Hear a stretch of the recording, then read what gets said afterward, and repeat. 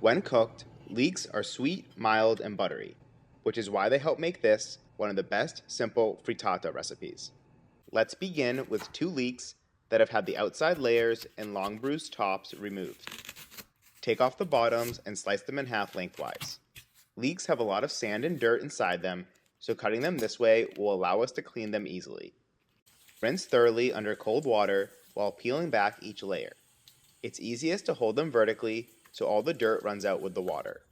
After they've had a good cleaning, start slicing them, trying to get them slightly thinner as you work towards the green tops. Now in a skillet on medium-low heat, add a tablespoon of olive oil along with 2 tablespoons of butter. Once that's melted, drop in the leeks along with a pinch of salt and give them a good mix. We're going to let them soften and caramelize for about 20 minutes, stirring occasionally. At about the halfway point, you can pour in a splash of water to add some moisture back to the pan and help them steam and cook faster. By the end, they should have shrunk in size a good amount, be slightly golden, and sweet and savory.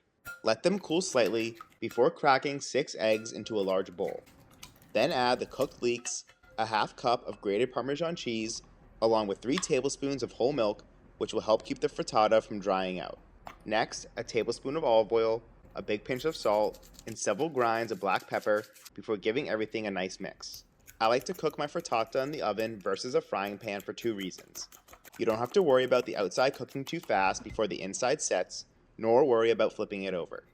So here I'm greasing a 9-inch pie dish with a teaspoon of butter and then just pour in the egg mixture. Place it in the center of a 325-degree oven for about 25 minutes. The low temperature will cook the eggs delicately so the inside remains moist while the top doesn't get too brown. Remove it to a dish and slice it up. And this of course goes great with a nice piece of sourdough toast. Please write any questions or thoughts in the comments and let me know if you plan on trying this one out. Thank you for watching.